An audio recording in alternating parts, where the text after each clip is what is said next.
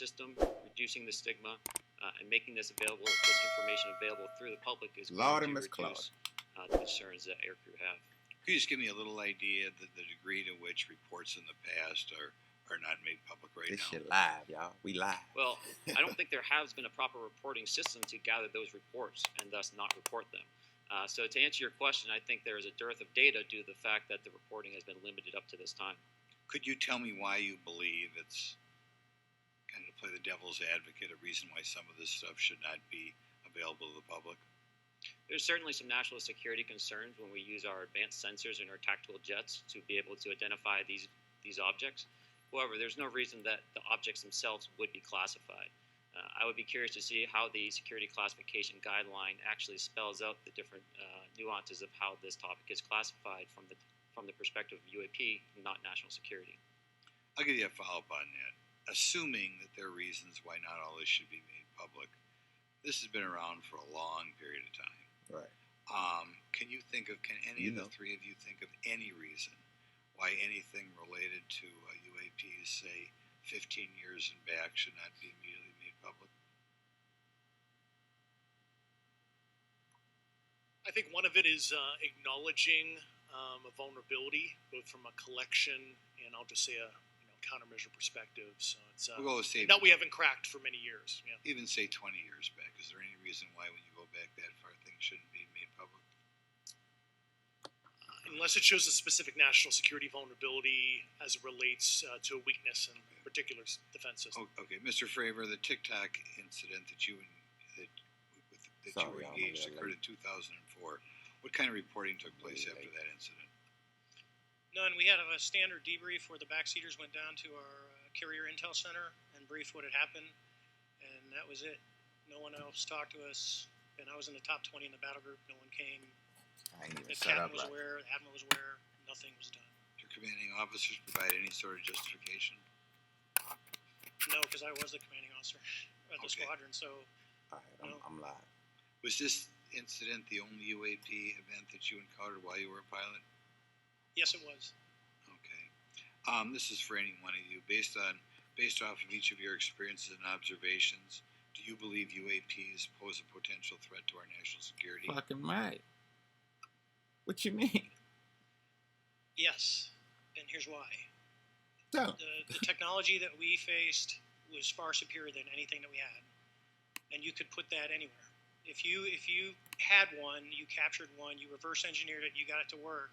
You're talking something that can go into space, go someplace, drop down in a matter of seconds, do whatever it wants, and leave, and there's nothing we can do about it. Nothing. Okay. Either the other two? Well, I would also like to add, commercial aviation and military aviation perspective, we deal with uncertainty in our operating space as a matter of our protection, professional actions. Identifying friend from foe is very important to us.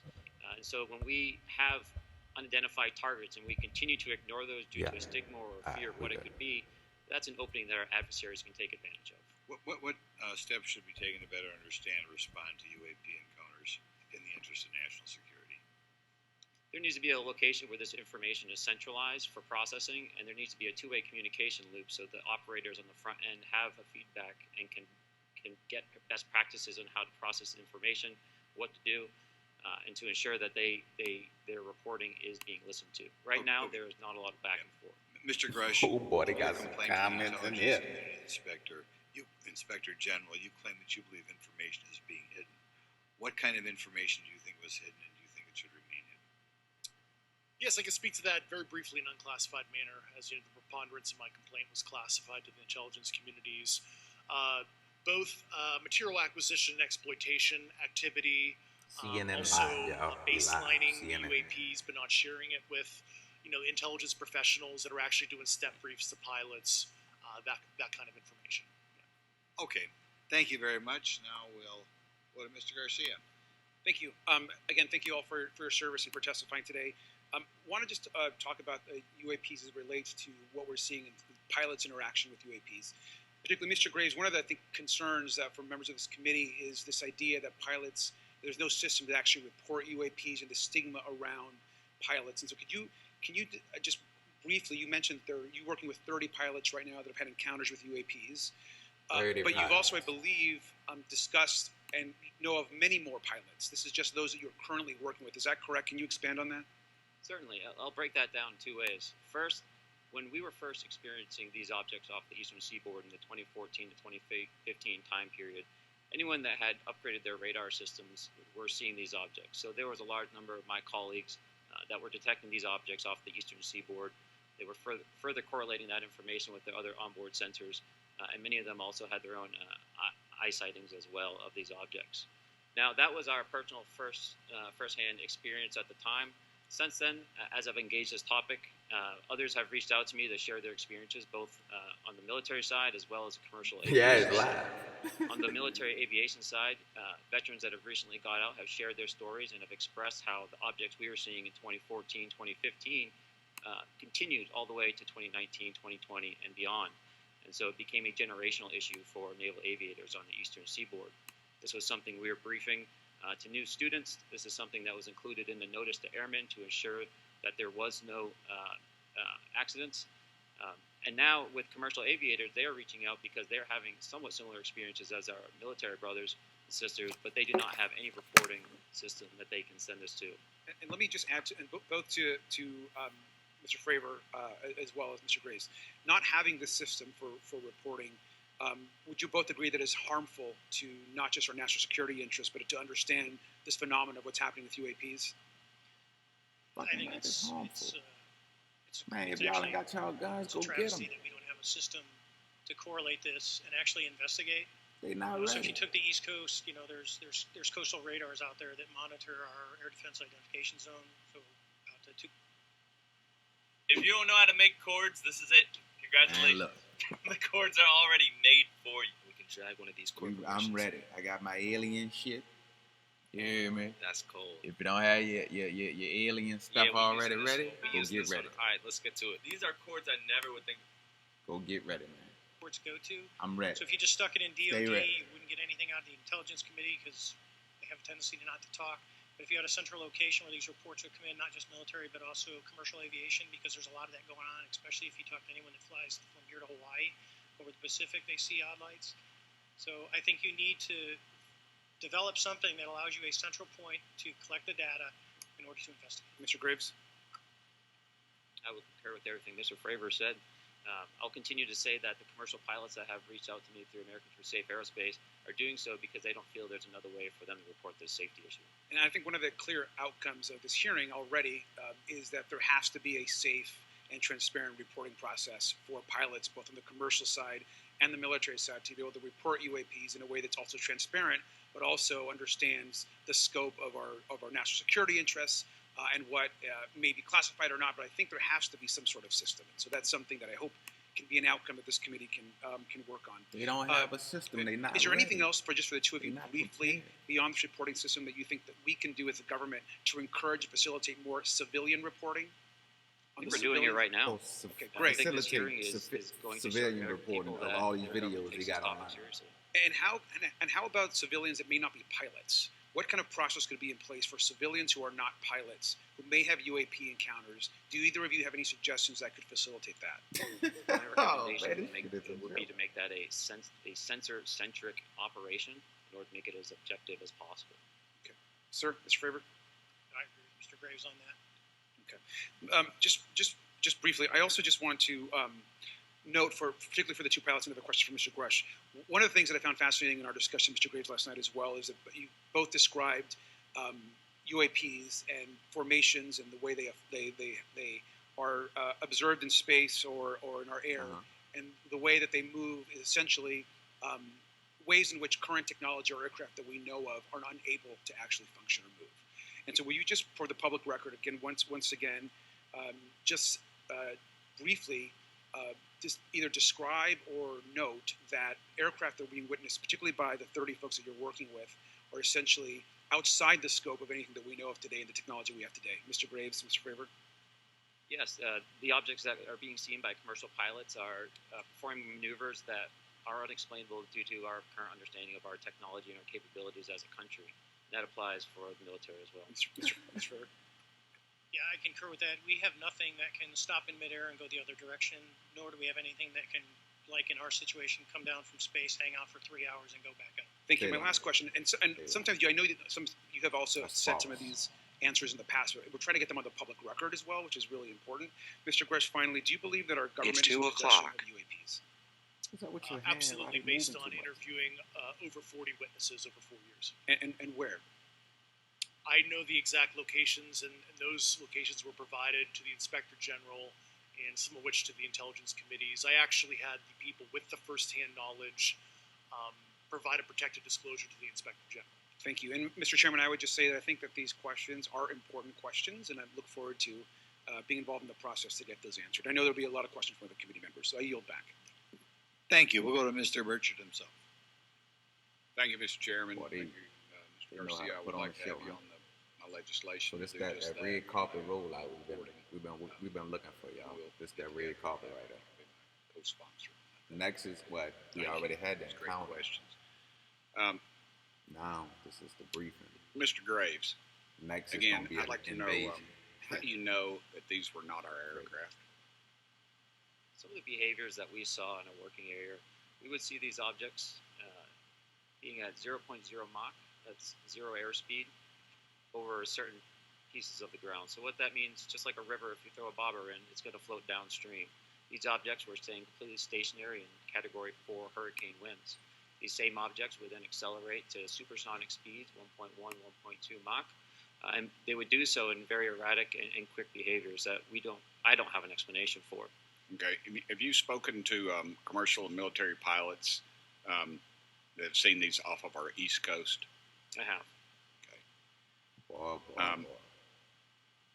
Mr. Favor, I noticed that in the Tic Tac video, it's Tic Tac like the candy, not TikTok like the Chinese Communist app. That's correct. Yes, sir. I just want to make that because my daughter corrected me on that and called me a boomer and said, "Hey, boomer," and I said, "No, baby, it's Tic Tac like the candy. You're gonna have to just look it up."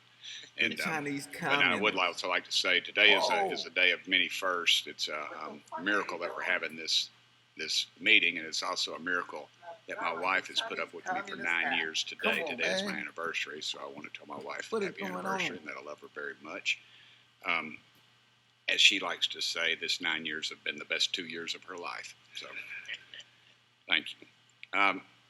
Mr. Favor, what astonished you the most about the flight capabilities of these Tic Tac, very briefly?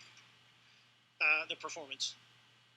Absolute performance. It was. And you're not aware of any other objects that anybody in the world has, in this world, that has those capabilities? No, I think it's far beyond actually our material science that we currently possess. Are you aware of any other reconnaissance platforms that tracked or recorded the Tic Tac's maneuvers, maybe the NORAD system or any of the others? I am not. Okay. Mr. Grush. You got a lot to hide. Thank you for being here, brother. Thank you all very much. Have you faced any retaliation or reprisals for any of your testimony or anything on these lines? Yeah, I have to be careful what I say in detail because there is an open whistleblower reprisal investigation on my behalf, and I don't want to compromise that investigation by providing anything that may help provide somebody information. But it was very brutal in this area. And very unfortunate. Some of the tactics they used to hurt me both professionally and personally, to be quite frank. Here. It's very unfortunate, as they say, when you're over the target, that's when they do the most firing at you. Do you have any personal knowledge of people who have been harmed or injured in efforts to cover up or conceal these extraterrestrial technology? Yes. Personally. Have anyone been murdered that you would think?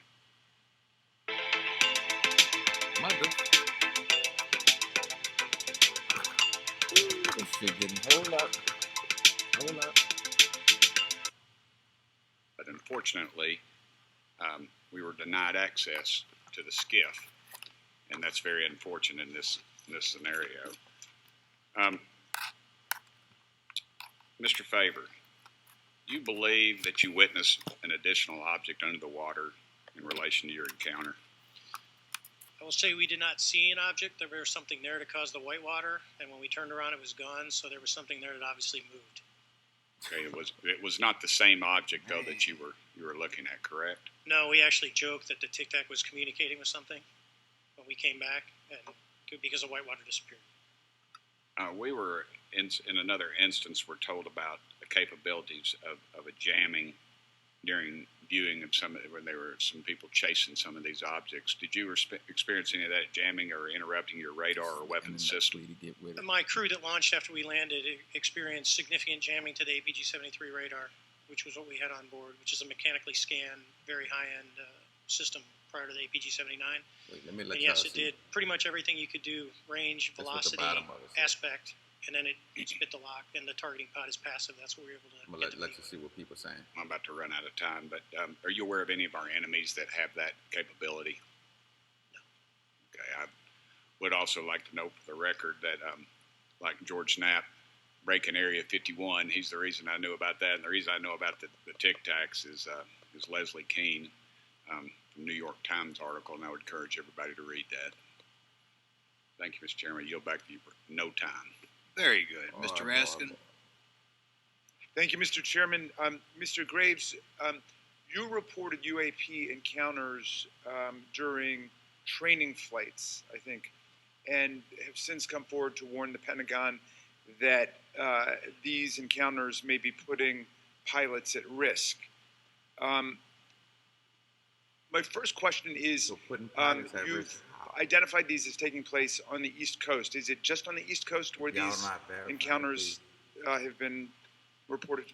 No. Since the events initially occurred, I've learned that the objects have been detected essentially where all operations, Navy operations, are being conducted across the world.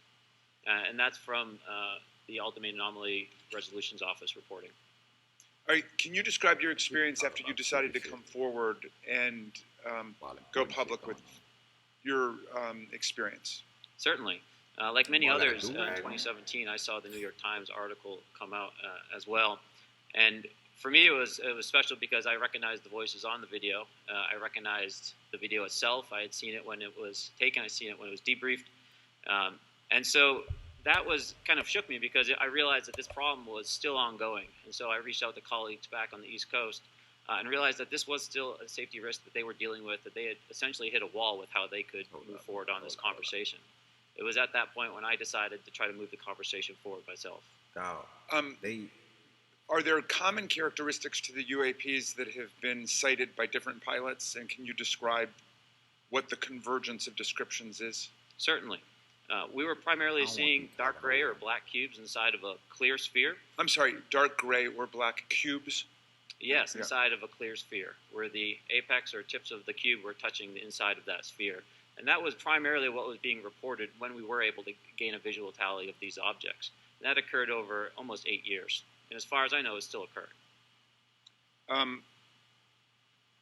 So I take it that you're arguing what we need is real transparency in a reporting system so we can get some clarity on what's going on out there, because there are many pilots in your situation, but we should have a way of developing a systematic inventory of all of such encounters. Is that right? Yes, and I think we need both transparency and the reporting. We have the reporting, but we need to make sure that information can be promulgated to commercial aviation as well as the rest of the populace.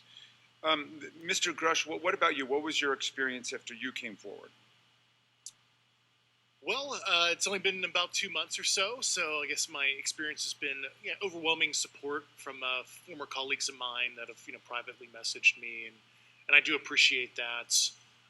But I do have knowledge of active planned reprisal activity against myself and other colleagues, and it's very, very upsetting to me. Coming from where?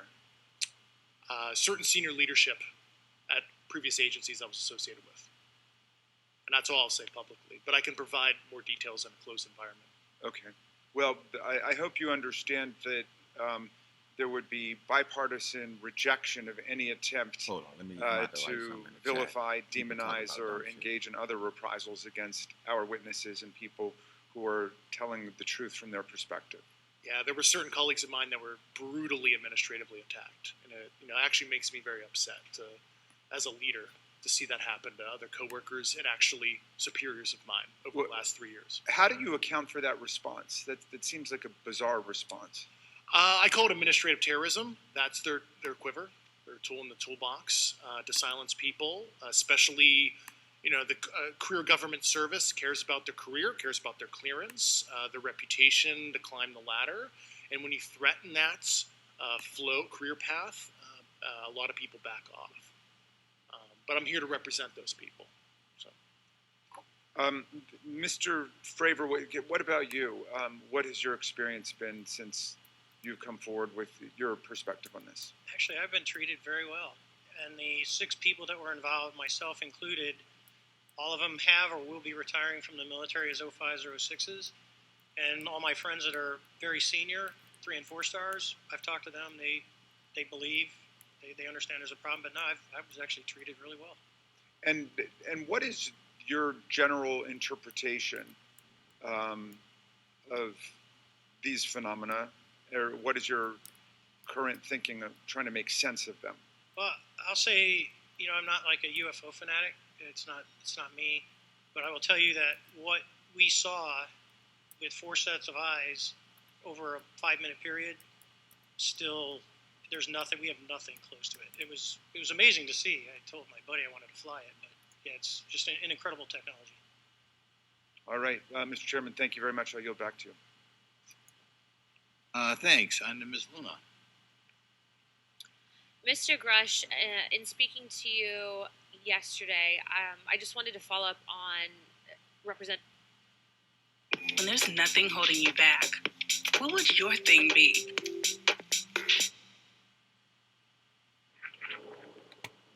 This game, you're not ready for it. Not scared about this information coming out. Why would someone be intimidated like that? To your knowledge, are NHIs working with adversarial foreign governments in either technology exchange programs or back engineering programs? I don't have data on that. I'm not sure. Have you heard or you had people come forward to present that evidence? Not that particular evidence that you just espoused.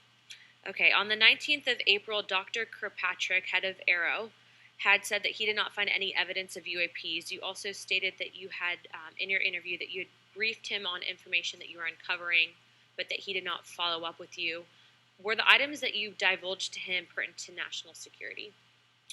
Yes, him and I had a classified conversation in April 2022 before he took over AARO in July 2022, and I provided him some concerns I had.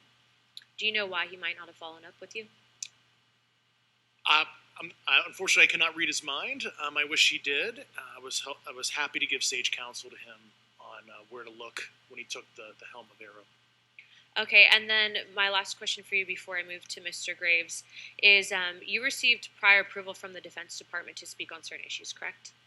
Correct, through DOPSR, DoD Pre-Publication and Security Review, and I just want to remind the public, they're just looking from a security perspective. These are my own personal views and opinions, not the department's. Okay, I'm asking that, though, mainly because I think that there are many people that would like to discredit you. So it does bring a certain amount of credibility to your testimony. I'm required by law to do that as a former intelligence officer, or I go to jail for revealing classified information. Yeah, we don't want you to go to jail. My next question would actually be for Mr. Graves. Can you please explain to me in detail the event that occurred at Vandenberg Air Force Base? Certainly. In the 2003 timeframe, a large group of Boeing contractors were operating near one of the launch facilities at Vandenberg Air Force Base when they observed a very large 100-yard-sided red square approach the base from the ocean and hover at low altitude over one of the launch facilities. This object remained for about 45 seconds or so before darting off over the mountains. There was a similar event within 24 hours later in the evening. This was a morning event, I believe 8:45 in the morning. Later in the evening, post-sunset, there were reports of other sightings on base, including some aggressive behaviors. These objects were approaching some of the security guards at rapid speeds before darting off. And this is information that was received through one of the witnesses that have approached me at Americans for Safe Aerospace. Was this documented in any official form, whether it was a police blotter? Yes, they had official documentation and records from the event that the witness held over the years. And I'm not going to ask you to do it right now for time reasons, but you would be able to sketch what was witnessed, correct? And have you seen that before on any other equipment and/or during your flight time? I have not seen what they've described. This object was estimated to be almost the size of a football field, and I have not seen anything personally that large. Okay, and then another question on follow-up referencing the gimbal video Go Fast incident. Can you just clarify, because to our understanding, the footage was actually cut off at a certain point, but what happens at the end of that video, just for those Americans specifically there that are wanting to know about the rest of that footage? Certainly. There was some uncertainty or instability with the object. It seemed to rock a bit, and that's the last I had seen of the video. Much of the data that I would recommend be analyzed would consist of radar data that would provide precise kinematics on the object, as well as the fleet of objects that were operating nearby.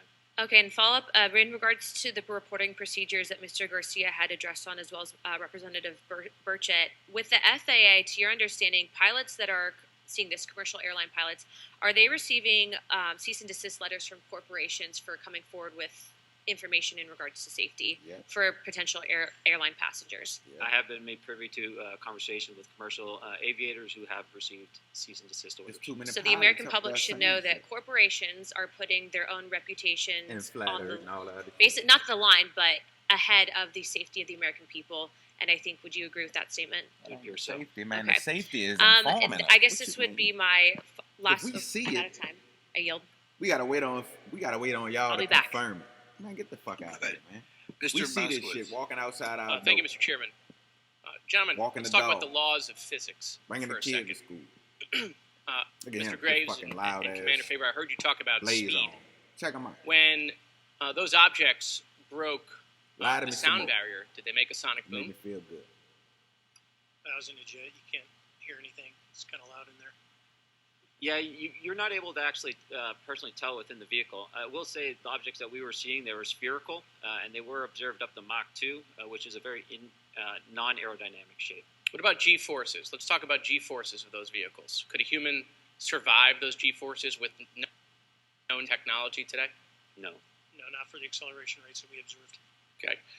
What about what they look like? How close did you get? Did you see a seam or a rivet or a section? And what I mean is, obviously, the jets you're flying have all those things. Did these objects have those? I didn't have the detail to be able to tell that. So we got within a half mile at Tic Tac, which people say that's pretty far, but in airplanes that's actually relatively close. No, it was perfectly white, smooth, no windows, although when we did take the original FLIR video that is out there, when you put it on a big screen, it actually had two little objects that came out of the bottom of it. But other than that, no windows, no seams. No. Mr. Grush, as a result of your previous government work, have you met with people with direct knowledge or have direct knowledge yourself of non-human origin craft? Yes, I personally interviewed those individuals. Mr. Grush, as a result of your previous government work, have you met with people with direct knowledge or have direct knowledge yourself about ATs, advanced technologies that the U.S. government has? Based on conventional advanced tech, I was briefed to the preponderance of the Defense Department's both space and aerospace compartment of programs. Yeah. Do you have knowledge or do you have reason to believe that there are programs in the advanced tech space that are unsanctioned? Yes, I do. Okay. Yeah. And when you say that they're above congressional oversight, what do you mean? Complicated question. So there's some, I would call it abuse here. So congressional oversight of conventional special. I feel comfortable when I got involved with gold and something I could physically. Nobody want to hear you right now. I won't hear you right now. I don't know why I went. Big screen. Oh, they fucking it up. I'm just recording. That's it. U.S. Code Section 119 fucking my shit up. Discusses congressional oversight of SAPs, discusses the DepSecDef's ability to waive congressional reporting. However, the Gang of Eight is at least supposed to be notified if a waived or waive bigoted, unacknowledged SAP is created, and that's public law. Well, so then how does, I don't want to cut you off, but how does a program like that get funded? I will give you generalities. I can get very specific in a closed session. but a misappropriation of funds and does that mean self-fund. that there is money in the budget that is set to go to a program, but it doesn't, and it goes to something else? Yes, I have specific knowledge of that. Yep. Do you think U.S. corporations are overcharging for certain tech they're selling to the U.S. government, and that additional money is going to programs? Correct, through something called IRAD. Okay. Satellite imagery. Wow. Let's talk about satellite imagery. We have satellites all over the place, some that we're aware of and many that we're not aware of, right? We're taking pictures of everything at every point and second. Mr. Grush, are you aware, do you have direct knowledge, or have you talked to people with direct knowledge that there are satellite imagery of these events? That was one of my primary tasks at NGA, since we process, exploit, and disseminate that kind of information. I've seen multiple cases, some of which, to my understanding, and of course I left NGA in April, so that's my information cutoff date. But I personally reviewed both what we call overhead collection and from other strategic and tactical platforms that I could not even explain prosaically. And I have a degree in physics, by the way, as well. And I am aware that you guys have not seen these reports, unfortunately. And I don't know why. Do you have direct knowledge, or you've spoken to people with direct knowledge that this imagery applies to crash sites, crash imagery? I can't discuss that in an open session. Okay. Gotta go highlight you in the back. Do you have any information that the U.S. government is involved in a disinformation campaign to deny the existence of certain UAPs? I can't go beyond what I've already stated publicly in my News Nation interview because it touches other sensitivities. Okay. I'll yield the balance of my time back. Thank you, Mr. Chairman.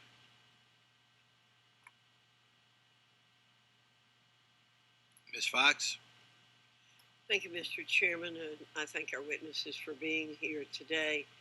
All right, Mr. Grush, in your sworn testimony, you state that the United States government has retrieved supposedly extraterrestrial spacecraft and other UAP-related artifacts.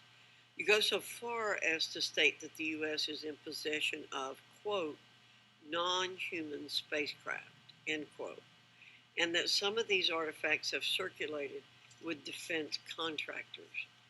Several other former military and intelligence officials have come forward with similar allegations, albeit in non-public settings.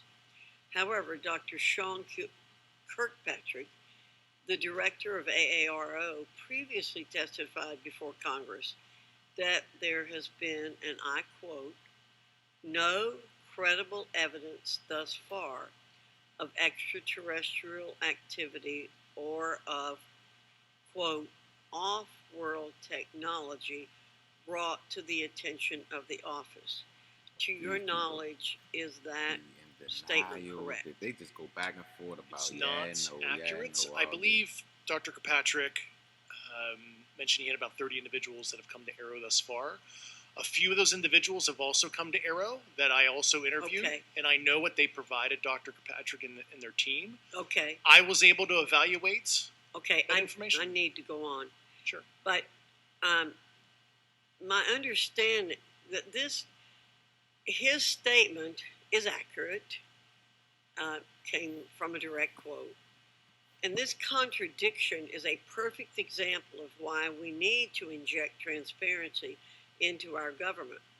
And for another example, look no further than the pitiful response to the Chinese spy balloon debacle earlier this year. You may remember the mass confusion that ensued when the balloon was first spotted over Montana, 4 days after it first entered U.S. airspace over Alaska. The Biden administration's initial inability to address the object grew into a continuous series of embarrassments. After news of the balloon reached the mainstream media, we were assured that the balloon posed no threat to our security. However, after the balloon was allowed to transit the entire continental United States, fighter jets were scrambled off the coast of South Carolina to shoot it down. This flip-flopping and obfuscation caused needless confusion, fear, and panic across the country. It's my hope, Mr. Chairman, that this sort of confusion will not be repeated. We should investigate the extent to which elements of our government possess or do not possess information that is of critical value to the American people. We owe it to the citizens of this nation to make sure that our government is transparent and accountable. We must make sure that our government provides answers, and Congress must do its duty to solicit those answers. With that, Mr. Chairman, I yield back. Yeah, Mr. Frost. Thank you, Mr. Chairman. In 2022, NASA announced that it was commissioning an independent study team to examine UAPs. The NASA team is comprised of scientists across different fields, as well as former astronauts and pilots. In May, the independent study team held its first public meeting, which included the perspectives from NASA senior leaders, as well as perspectives from the Department of Defense and intelligence agencies. The NASA study team is also expected to release its first report pretty soon, and I think it's safe to say that we all eagerly await its results. Mr. Graves, how might NASA's research influence the commercial industry regarding safety in UAP? I think NASA has a big role to play as far as we commercial got a little aviation pepper in safety, there. and it's one of their original charges as They an finally put a organization. little pepper on there. One of the recommendations that have been put forward is to utilize their existing aviation safety reporting system to serve as a short-term fill and trusted platform for pilots that want to report on UAP. It also has built-in analytics capability and is funded by Congress. Gotcha. And also, Mr. Graves, are there any other industries that may be influenced by the NASA research on UAPs? And if so, how so? Well, I think there is a large swath of commercial capabilities that could be brought to bear on this topic, from space-based or ground-based sensor systems that are available open source or through commercial marketplaces. And I think NASA's work, as they work to identify and highlight specific parameters that can be found, we can take that information and promulgate this to the public sector so that we can have more open conversation about what we're seeing. In 2020, the Department of Defense released several videos of UAPs, including Mr. Freier's experience, U.S. Navy pilots that recorded footage. In 2021, the Office of the Director of National Intelligence released a preliminary report on UAP events. NASA Administrator Bill Nelson stated that NASA would begin to investigate these events. In fact, I sit on Science, Space, and Technology Committee, and when we were doing a hearing with the NASA Administrator Bill Nelson, I asked, why NASA needed to be fully funded. And there were many great reasons, but one of them was actually had to do with UAPs. He actually mentioned, is there life out there? I don't know. And so either way, these actions ultimately led NASA to assemble the independent study team that I mentioned earlier.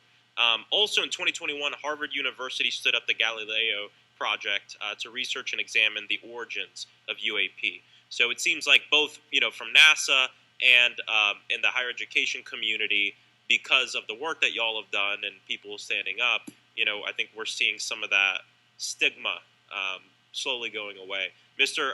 Freier, do you believe that military pilots feeling empowered to share their UAP experiences has directly impacted the scientific community's research goals on this topic?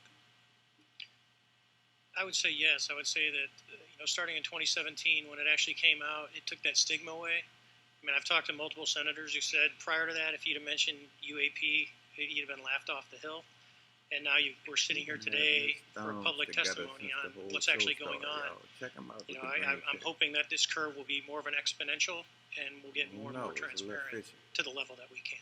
Yeah, and I mean, it's important. I couldn't imagine. I'm not a pilot, but I used to fly gliders in Civil Air Patrol. Yeah.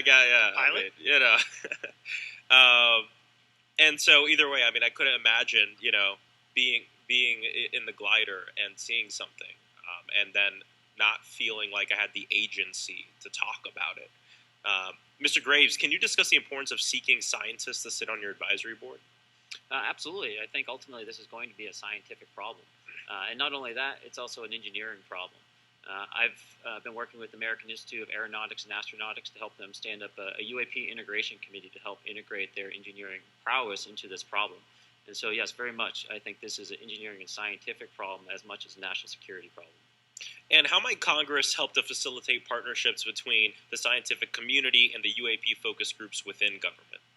Well, I think one of the things they can do is to have these types of hearings to communicate to the public that this is a topic of interest. I think that there is a pseudo market, if you will, of interested capabilities and talent that want to approach this topic, and we're seeing that start to grow now. So I think continued conversation, reduction of stigma, is going to allow that to flourish and allow answers to help generate themselves. 100%. Well, thank you all for being here, and thank you for your work. I think it's important that we keep our top scientific minds focused on this issue and look for ways to increase collaboration. Thank you so much. I yield back. Mr. Comer. Thank you, Mr. Chairman. Let me say I want to thank you for having this hearing, and I want to thank Mr. Burchett, Ms. Luna for leading this hearing. And with that, I yield my 5 minutes to Mr. Burchett. Thank you, Mr. Chairman. I'm going to direct this, I believe, to Mr. Grush, but if any of you all feel like you need to jump in, just jump right in. We're good. Has the U.S. government become aware of actual evidence of extraterrestrial, otherwise unexplained forms of intelligence? And if so, when do you think this first occurred? I like to use the term non-human. I don't like to denote origin. Keeps the aperture open, both scientifically. Right. Certainly, like I've discussed publicly previously, 1930s. Okay. Can you give me the names and titles of the people with direct first-hand knowledge and access to some of these crash retrieval programs, and maybe which facilities, military bases that would covered material would be in? And I know a lot of Congress talked about we're going to go to Area 51, and there we go. Area 51. There's nothing there anymore anyway. It's just and we move like a glacier. As soon as we announce it, I'm sure the moving vans will pull up. But please. I can't discuss that publicly, but I did provide that information both to the Intel committees and the Inspector General. And we could get that in the SCIF if we were allowed to get in the SCIF with you. Would that be probably what you would think? Sure, if you had the appropriate accesses, what special access programs cover this information, and how is it possible that they have evaded oversight for so long? I do know the names. Once again, I can't discuss that publicly and how they've evaded oversight. In a closed setting, I can tell you the specific tradecraft used. All right. When do you think those programs began, and who authorized them? I do know a lot of that information, but that's something I can't discuss publicly because it's sensitive. All right. If any of y'all want to jump in on any of this, you're more than welcome to. What level of security clearance is required to fully access these programs?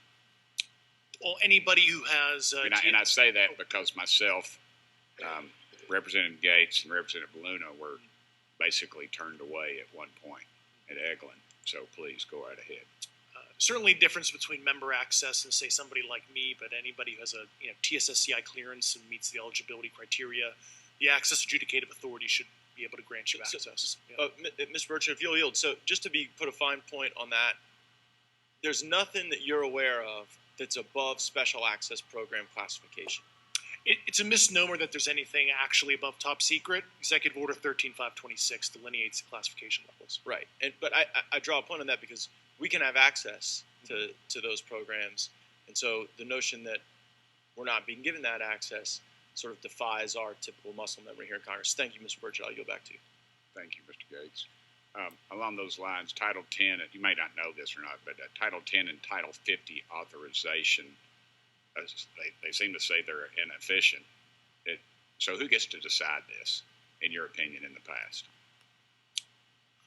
It's a group of career senior executive officials. Okay, are they government officials? Both in and out. Do what? Both in and out of government, and that's about as far as I can go there. Yeah. All right, well, that's private.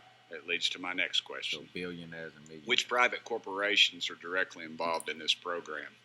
How much taxpayer money has been invested in these programs? That is. I mean, we know we audit the Pentagon every year, and I've been here 5 years, and they failed the dadgum thing every year. I mean, I don't know my shit. They lose over $1 billion a year, we think. We all told Department of Defense maybe 60% of their assets are unaccounted for, whatever the heck that means.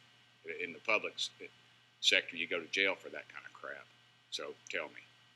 Yeah, I know when I'm a dollar off of my DTS travel voucher, I get hammered, but it seems like it doesn't work the other way. If you sell over $600 worth of stuff on eBay, now you get a call from the IRS. So please, what corporations? Yeah, I don't know the specific metrics towards the end of your question. The specific corporations I did provide to the committees in specific divisions and I spent 11 and a half hours with both intel committees. So. Okay. Has there been an active U.S. government disinformation campaign to deny the existence of unidentified aerial phenomena?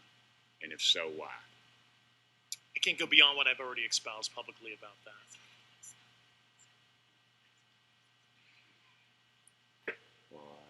You come out and then don't come all the way out. How and why? I waste people's time if you're gonna Okay, I've been told to ask you what that is and how to get it in the record. Which What have you stated publicly in your interviews for the congressional record? If you reference my News Nation interview, and I talk about a multi-decade, campaign to disenfranchise public interest, basically. Yeah. Thank you. I apologize, Mr. Chairman. I yield back negative 21 seconds. Thank you. Ms. Ocasio-Cortez. Thank you, Mr. Chairman, and thank you to our witnesses for coming here today. I do concur with the ranking member as well as several other members here on this committee that this is a committee for whistleblowers and for the protection of whistleblowers as well. So we understand what you're putting on the table here and what you're putting on the line here, and we thank you for that. Mr. Grush, you sat on the Unidentified Anomalous Phenomenon Task Force created in the 2020 NDAA, correct? Yes.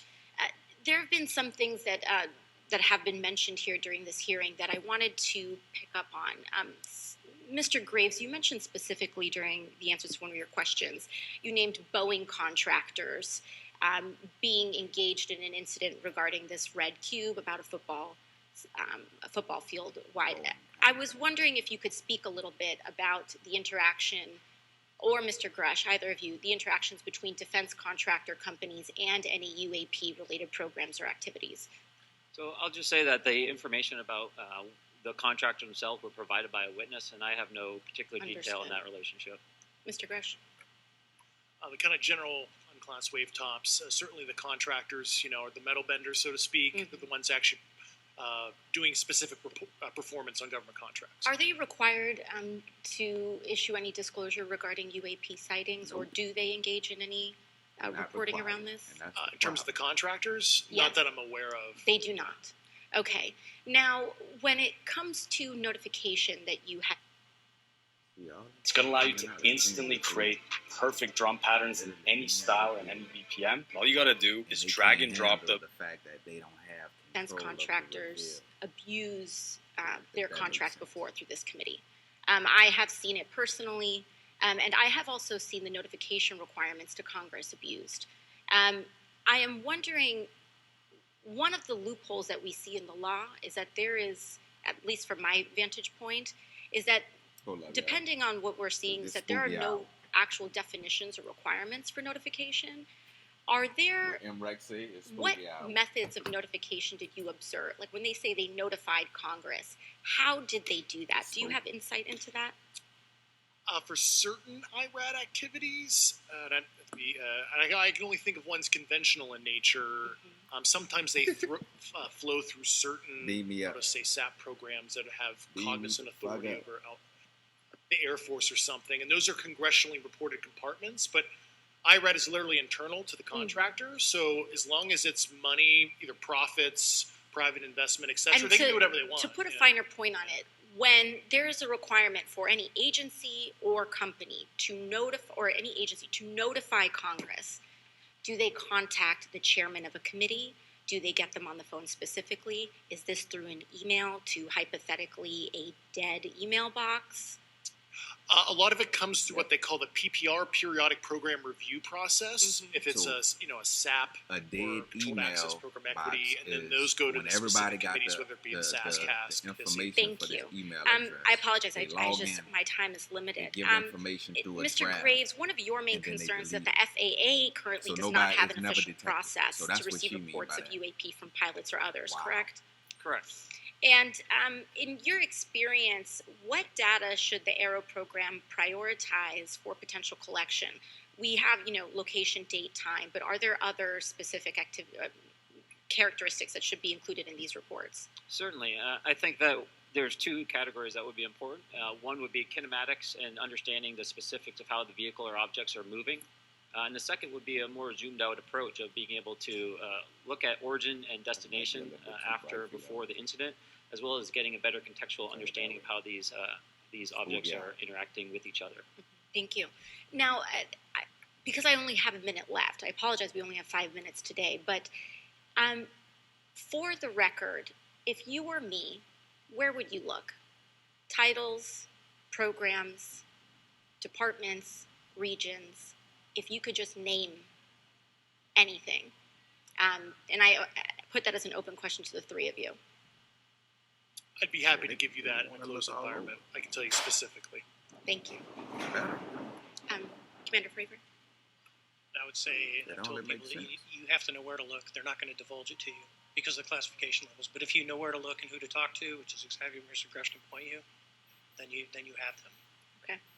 Mr. Graves? I was an operator, so I was depending on folks like Mr. Garage to do that homework. Okay. Thank you very much. I yield back to the chair. Mr. Biggs? Thanks, Mr. Chairman. I thank the witnesses for being here today. I'm over here.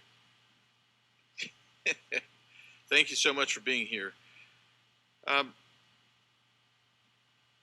want to get into specifics here, and the reason I'm going to go this way is because you've talked a bit about what I would call misdirection by official U.S. government with regard to UAPs, right? And so I'm going to get to that in a second. But last week, White House NSC spokesman John Kirby stated that UAPs are having an impact on our training ranges and need to be treated as a legitimate issue. Do you concur with the statements? That's for each of you. Yes. Yes. Yes. Okay. Now, having said that, I'm going to take you to specific instances around the Phoenix Valley, because that's where I live. In '97, we had the famous Phoenix Light case. I don't know if any of you are familiar with that. There were two things that went along with that, and the explanation was military training range off Luke and the Barry Goldwater Range. Do you know anything different other than the official explanation of those lights? Only what's in the public vernacular about it. That was outside the scope of my duties. And if we wanted to, just my question along with my colleague from New York, Ms. Ocasio-Cortez, if we wanted to find out more about that, where would we go to find the files, and who would we address? And are you going to tell me we need to go to a SCIF so you can tell us in a SCIF? I could potentially give you a vector on that. That specific case, I'm familiar with it in terms of public, but I give you a vector in a closed environment. Yeah. That would be good. Thank you. So if it's true that UAPs are having an impact on training ranges, and this administration considers it to be a legitimate issue, what steps can Congress take to address training range impacts? And I say that having two very large training ranges in my state. And so we'll start with Mr. Graves and going down the panel. Some of the initial procedures have been implemented, such as within the United States Navy, that have a range failure report that gathers information from pilots. I understand that a service-wide reporting mechanism is still pending. However, that would be a great next step, not only for gathering information, but for showing the troops that it is an acceptable topic and reducing the stigma. Okay, please, all of you continue. Yeah, as a recipient of a lot of those training range reports, sometimes we only get contextual kind of oral reporting. It'd be nice if they attached all sensor data and there's a system in place that can handle multiple classifications of data. And that's an issue with the F-35, right? That jet was never built to be an ISR platform, and it's a pain in the, we'll just say, butt to get that data off. So, great. Thank you. Yeah, I would agree with the previous two. Being a user of those training ranges, that the data has to be out there. You have to acknowledge that you're seeing them, and then you have to collect the data. Right now, you get the report, someone says, I saw something, but no one collects the radar data to back it up and do research. Okay. Do you believe that the 2019 classification guidelines for UAPs interferes with the federal government's ability to be transparent with the American people? And do you think we need to be more transparent with the American people? Yeah, y'all should be more transparent. All of you, yeah. I'll say yes to that. Yeah, I'm familiar with at least the UAP Task Force 2019 Security Classification Guide. I think it's fair. I did actually help author that with the. You got a bias. Come on, bro. So one of the most important things for me with anything on the 2 bus is videos of the recent shoot down, and I saw no reason that couldn't have been released as long as they mask some data. The American people deserve to see that imagery in full motion video. I would think, well, in my opinion, I will say things are overclassified. I know for a fact the video or the pictures that came out in the 2020 report that had the stuff off the East Coast, they were taken with an iPhone off the East Coast. A buddy of mine was one of the senior people there, and he said they were originally classified to TSSCI. And my question to him was, what's TSSCI about these? They're an iPhone literally off the vacates. That's not TSSCI. Right. So they're overclassified, and as soon as they do that, they go in a vault, and then you all have to look for them. Yeah, so with the overclassification, that may be one way. Are there other ways that the DoD or intelligence agencies are keeping this information from the American people or even from Congress? I think part of that has been not encouraging reporting. If the problem is not something that can be measured, it's not something that's going to be fixed. Okay, very good. Well, I'm out of time, and I thank you, Mr. Chairman, and I yield back. First of all, without objection, Representative Nick Langworthy of New York has waived on the subcommittee for purpose of questioning witnesses at today's subcommittee hearing. And then we go to Mr. Burleson. Thank you, Mr. Chairman.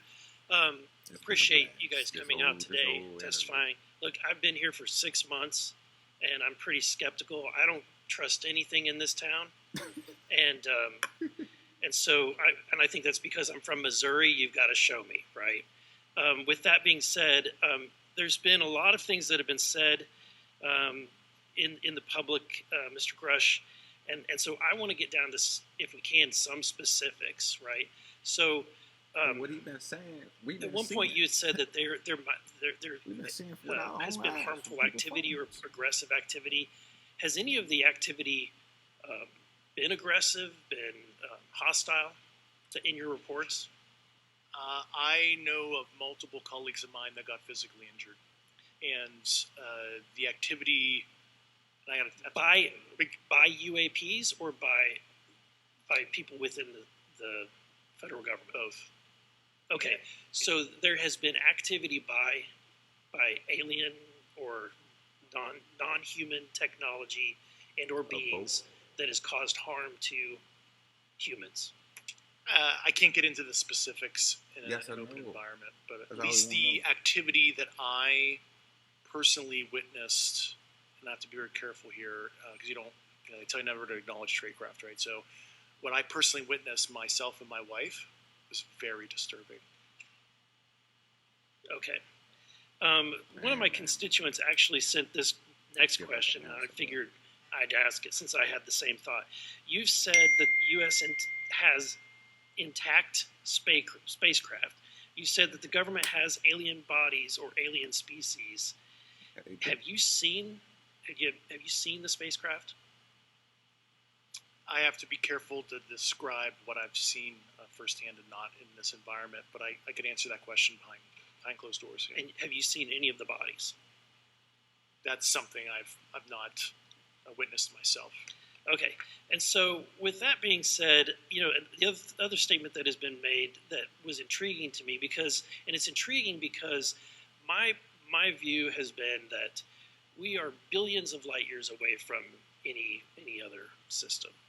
And the concept that an alien species that's technologically advanced enough to travel billions of light years gets here and somehow is incompetent enough to not survive Earth or crashes is something that I find a little bit far-fetched. And with that being said, you have mentioned that there's interdimensional potential. Could you expound on that? I'll to answer your first question, and I'm here as a fact witness and expert, but I will give you a theoretical framework at least to work off to kind of espouse crashes, regardless of your level of sentience, right? Planes crash, cars crash, n number of sorties, however high, a small percentage are going to end in mission failure, if you will, as we say in the Air Force. And then in terms of multidimensionality, that kind of thing, the framework that I'm familiar with, for example, is something called the holographic principle. It derives itself from general relativity and quantum mechanics, and that is, If you want to imagine a 3D object such as yourself casting a shadow onto a 2D surface, that's the holographic principle. So you can be projected, quasi-projected from higher dimensional space to lower dimensional. It's a scientific trope that you can actually cross, literally, as far as I understand, but there's probably guys with PhDs that we could probably argue about that. But you have not seen any documentation that that's what's occurring. Only a theoretical framework discussion. Yes. Okay. Okay. Occam's razor is that these aircraft have they been identified that they are being produced by domestic military and contractors? Is there any evidence that that's what's being recovered? Not to my knowledge. Plus, the recoveries predate a lot of our advanced programs that I previously unwitting of. So, would it be safe to say that there could be a scenario today where you have an aircraft that crashes, and because it's been involved in one program from one federal agency, and the agency that retrieves it is not aware of that program, and to them it appears alien in origin? I mean, that's a hypothetical situation. I'm not aware of any historical situation that would match that you described. So you're not aware. It has not happened that you're aware of. That I'm aware of. Thank you, Mr. Chairman. I yield back. Man, it's crazy how you get up here and don't tell us nothing. Several months ago, my office received a protected disclosure from Eglin Air Force Base indicating that there was a UAP incident that required my attention. I sought a briefing regarding that episode and brought with me Congressman Burchett and Congresswoman Luna. We asked to see any of the evidence that had been taken by flight crew in this endeavor and to observe any radar signature as well as to meet with the flight crew. We were not afforded access to all of the flight crew. And initially, we were not afforded access. I picked the software engineering program because they pay very well. It's a fast-paced industry. The boot camp allowed me to keep about how authorities flow in the United States of America, and we did see the image. And we did meet with one member of the flight crew who took the image. The image was of something that I am not able to attach to any human capability, either from the United States or from any of our adversaries. And I'm somewhat informed on the matter, having served on the Armed Services Committee for 7 years, having served on the committee that oversees DARPA and advanced technologies for several years. I'm going to leave the link in the description. When we spoke with the flight crew, and when he showed us the photo that he'd taken, I asked why the video wasn't engaged, why we didn't have a FLIR system that worked. Here's what he said.